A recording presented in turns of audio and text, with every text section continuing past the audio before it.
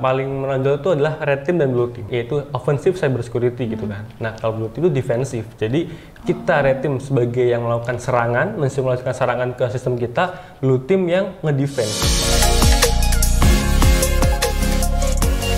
Bincang seru bareng anak IT yuk, hanya di Talkbox. Hai Sobat Digital, balik lagi sama Minbox Egin di Talkbox. Nah, di episode kali ini Minbox Egin kedatangan bintang tamu yang gak kalah spesial nih. Langsung aja yuk kita sambut, ini dia Kak Ferry. Halo. Oke, Kak Ferry mungkin bisa kenalan dulu nih sama Sobat Digital. Boleh.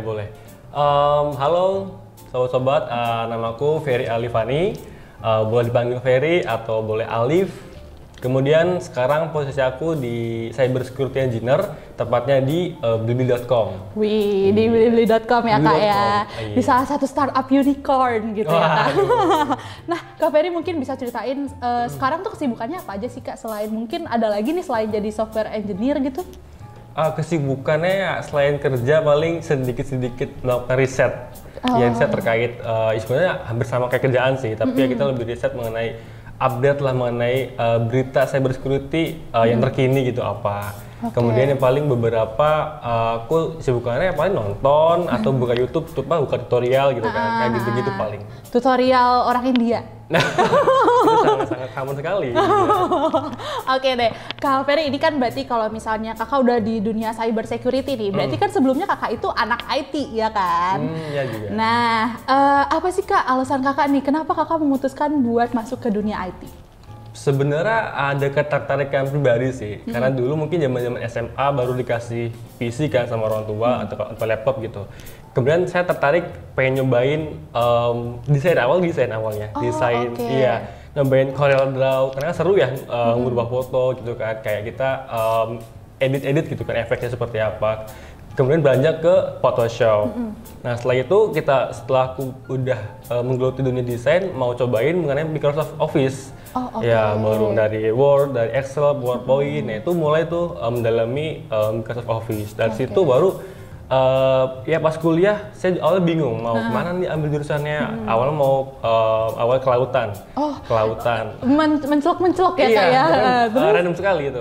Kelautan, kemudian ada biologi juga, ada informatika. Tapi yang paling mendarah daging tuh kayaknya IT deh, karena aku pernah ada backgroundnya ya IT juga gitu, ya sekedar Office sih atau sekedar Corel Draw gitu kan. Karena kalau biologi atau di kayak jurusan IPA, wah kayaknya enggak deh, pengen alih dunia dari seperti itu gitu. Berarti emang udah seneng pegang komputer gitu ya Kak ya? Tapi bukan gamer lah ya. Bukan gamer? Bukan, saya bukan gamer. Oh, ini loh langka loh Kak, karena biasanya anak IT tuh kan gamers ya? Oke. Oke, nah kenapa sih nggak ke desain Kak, malah ke IT gitu? Karena kebetulan ketika kuliah, aku ngambilnya IT ke teknik komputer, bukan ke IT desainnya kayak misalkan kayak desain komputer visual. Nah aku lebih ke mungkin lebih mana ke software engineer atau mungkin network. Nah di situ pun juga ada mata kuliah keamanan cyber, makanya aku pas zaman kuliah mendekati ke dunia cyber security. Nggak ke desainnya cukup buat hobi aja lah, buat video gitu. Oke. Nah berarti kan awalnya tuh kakak tadi kan pengen kayak kelautan gitu kan dan lain-lain, terus akhirnya memilih bidang IT gitu kan, jurusan IT. Pernah ngerasa salah jurusan nggak sih Kak? Jelas pernah. Saya dulu awal-awal tuh karena mungkin baru ya, pas semester 1 itu ada pelajaran, masih ada kimia, masih ada fisika, ada kalkulus. Saya awalnya, kan saya ngambil IT, kenapa kok ada jurusan fisika, ada matematika, ada kimia, kok saya balik lagi kayak masa SMA gitu, karena awalnya kok nggak betah nih.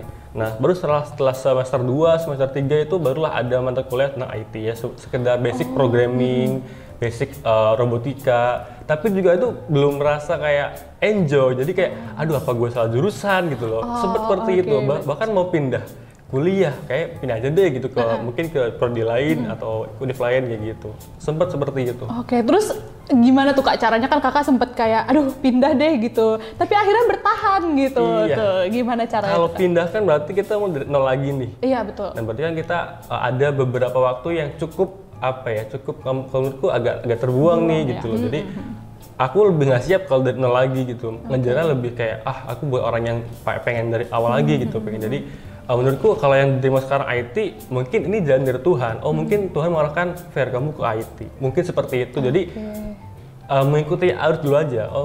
Mungkin aku baru kuliah doang, baru kuliah doang yang aku hadapi di IT. Mungkin belum secara basic lebih dalam. Jadi aku memutuskan buat coba deh pelajari dulu deh apa yang kira-kira bisa didalami gitu kayak gitu. Oke, terus kapan tuh kakak ketemu titik di mana kakak kayak passion gue emang di sini gitu? Di semester 5 atau 6 kalau nggak salah. Oh, berarti masih kuliah ya? Masih kuliah. Kan kita milih kan, mesti kayak penjurusan lah. Ada networking, ada robotika atau hardware, ada software developer, ada juga cyber security di situ. Nah, di situ kan kayak ya kalau mungkin SMA kan, kalau SMK mungkin kayak penjurusan lah ya. Nah, aku milih apa nih kira-kira dari empat ini yang passionku di mana gitu loh, sebagai IT. Akhirnya aku coba, aku hampir pernah ikut ke beberapa kegiatannya network, kegiatannya programming, kegiatannya robotika dan cyber security. Dan kayaknya lebih kepo dan lebih pengen dalami cyber security.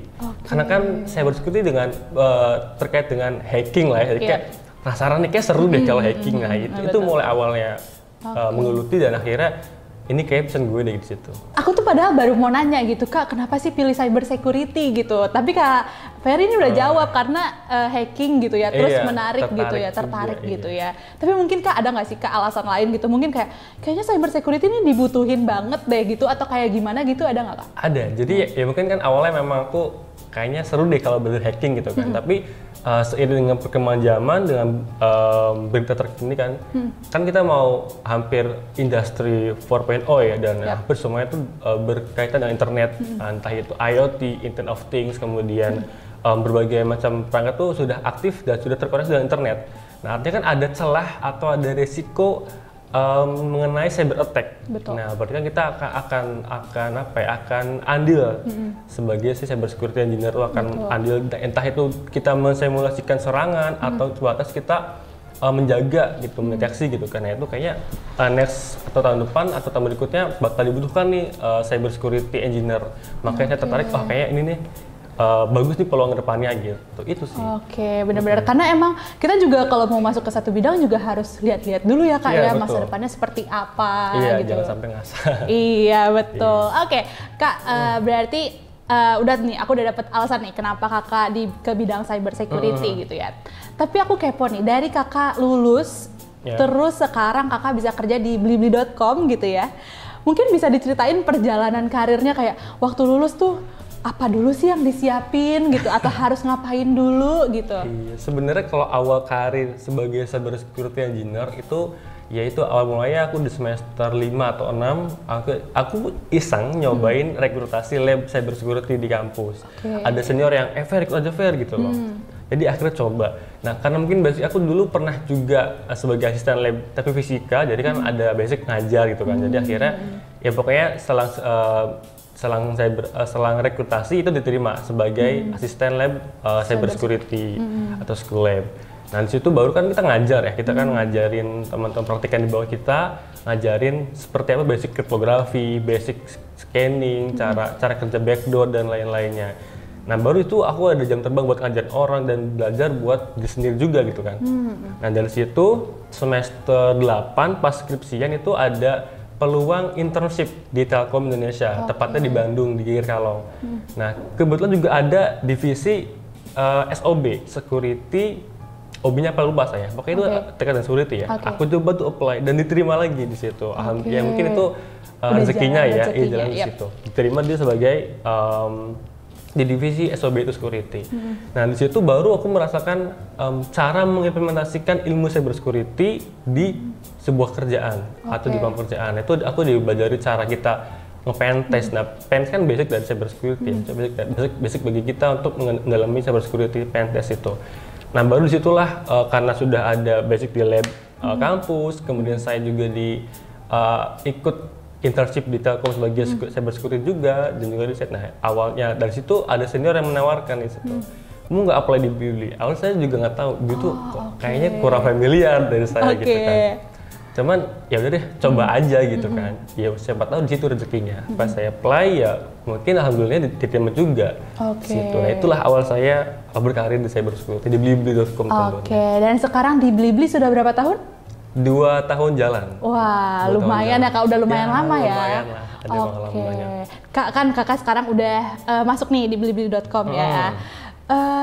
Mungkin Kak ada tipsnya nih ya, kayak kalau mau masuk ke Blibli.com gitu, atau enggak kalau mau masuk ke startup unicorn gitu ya Kak ya. Mungkin kayak bagusin CV-nya dulu gitu, perbanyak portofolio gitu, atau kayak gimana Kak? Itu betul sekali. Jadi sebenarnya bukan hanya di startup unicorn ya, tapi dimanapun. Kalau yang saya tahu dan yang saya amati dan juga dari teman-teman itu pengalaman sih yang harus kita perbanyak atau kita gali lagi gitu. Ya misalnya kita di cybersecurity ya kita cari pengalaman-pengalaman yang emang related dengan cybersecurity. Entah itu ikut kompetisi lah, melakukan riset tentang cybersecurity atau ikut beberapa course cybersecurity. Nah itu. Dan juga kita juga ikut komunitas lainnya, jadi biar ada kegiatan yang emang related dengan apa yang mau kita capai gitu loh. Jadi karena HR atau tim rekrutasi itu kadang yang lihat dari pengalaman dan portfolio. Misalkan kita sebagai software engineer nih, kita bikin portfolio, bikin codingan, bikin program, simpen di GitHub atau di GitLab.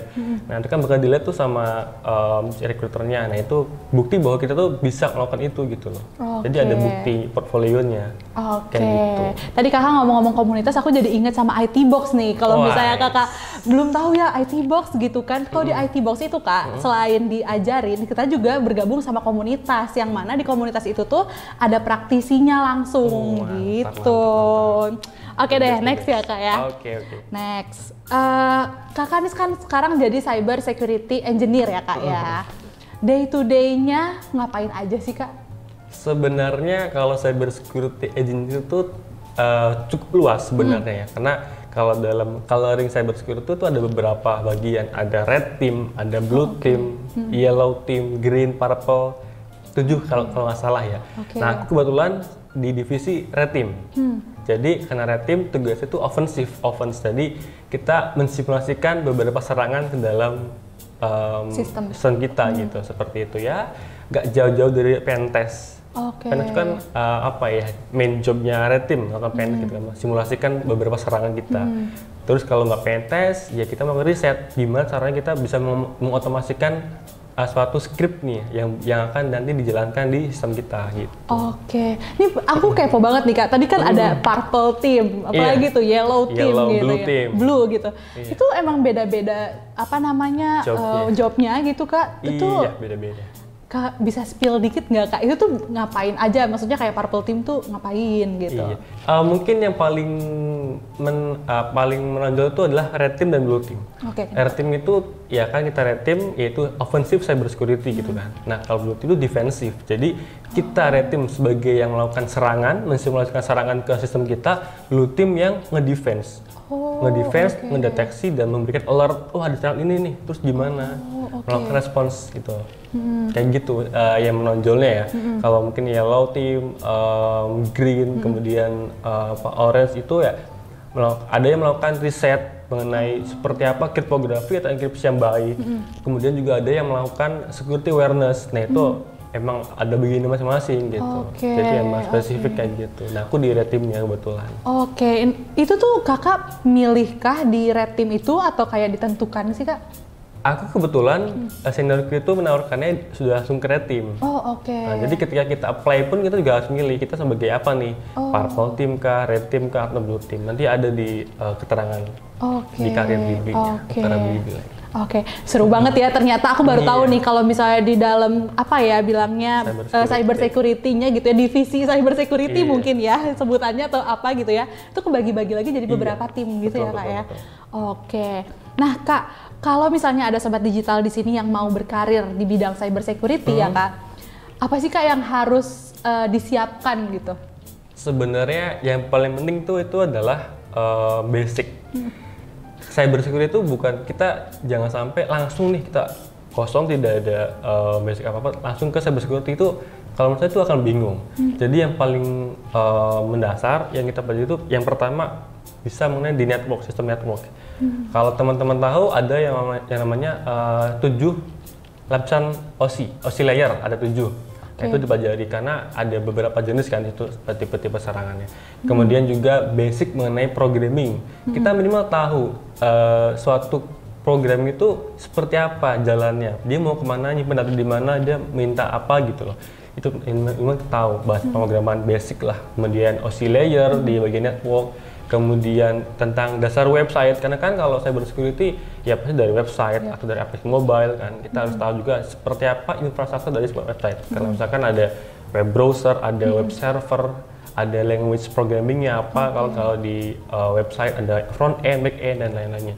Yang penting itu dulu dikuasain, nanti barulah kita terjun sedikit demi sedikit ke dunia cyber security-nya, belajar cara melakukan pen test, belajar cara kita menganalisa malware, misalkan menganalisa serangan. Nah itu kita akan mendalaminya dari basic itu.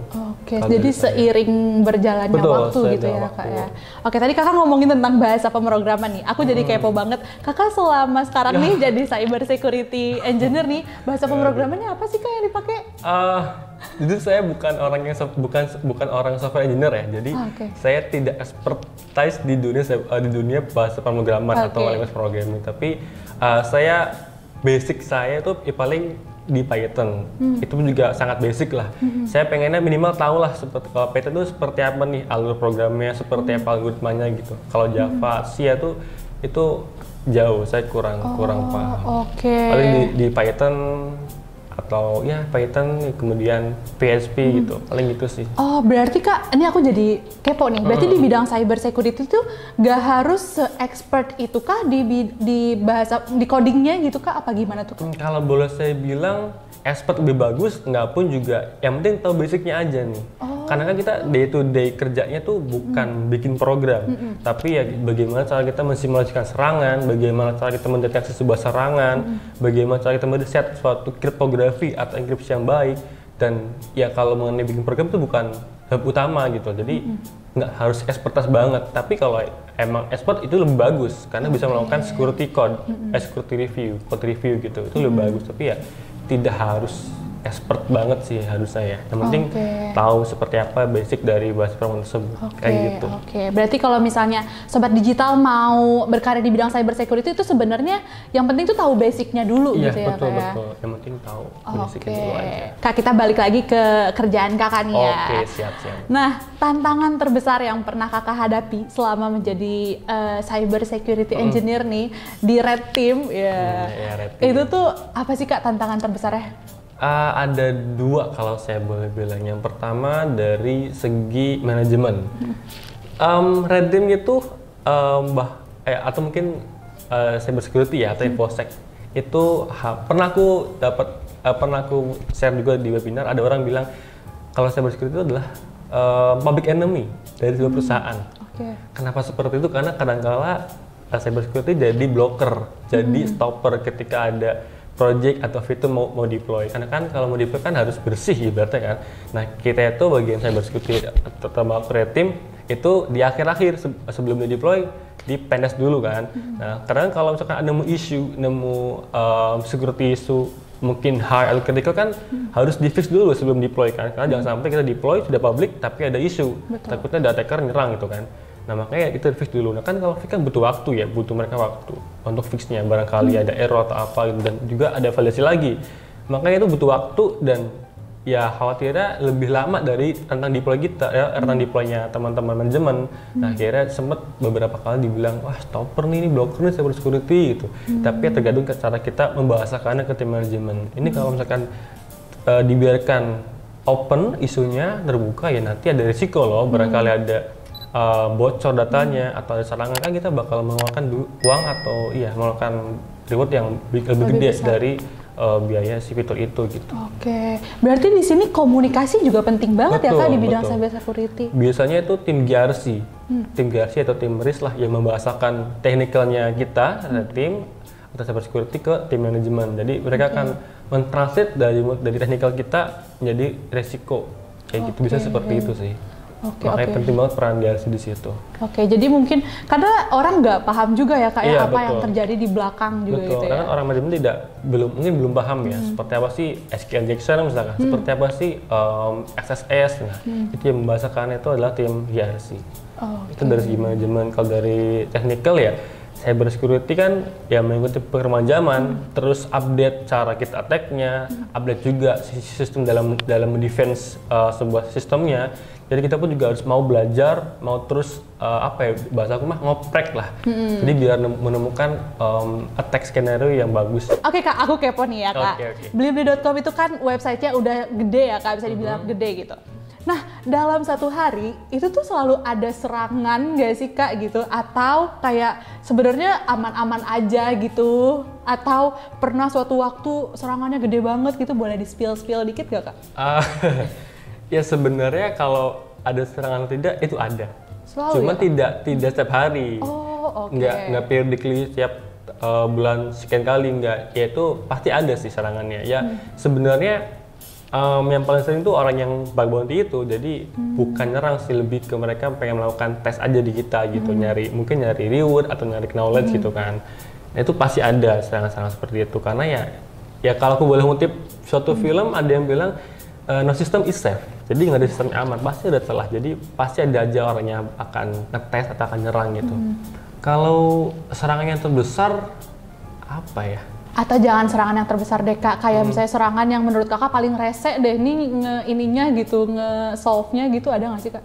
Ya pokoknya bukan sulit kali ya, mungkin ada beberapa kayak orang yang ngirim malware, ada mungkin phishing yang bikin teman-teman yang lainnya tuh kena ke kredensialnya gitu. Pertanyaan terakhir nih Kak, mungkin ada tipsnya nih buat sobat digital yang mau berkarir di bidang cyber security Kak? Oke, tipsnya kan yang penting tadi ya aku bilang basicnya apa, kita dalam basicnya entah itu dari segi networking, dari segi pemrograman. Kemudian yang paling dilirik ketika apply sebagai cyber security engineer adalah portfolio pengalaman kita dalam melakukan yang relate dengan cyber security. Misalnya kalau di Red Team itu kita ikut kompetisi CTF, Capture the Flag, itu ya para atlet CTF tuh dilirik oleh perusahaan-perusahaan yang memang mencari bibit cyber security engineer. Kemudian aktif juga dalam kayak ikut atau join mengerjakan Hack the Box, Try Hack Me. Kemudian juga teman-teman juga bisa join atau ikutan Portugal Academy atau berbagai macam course lainnya. Mungkin IT Box juga ada course cyber security. Tentu saja bisa di IT Box itu akan jadi highlight gitu.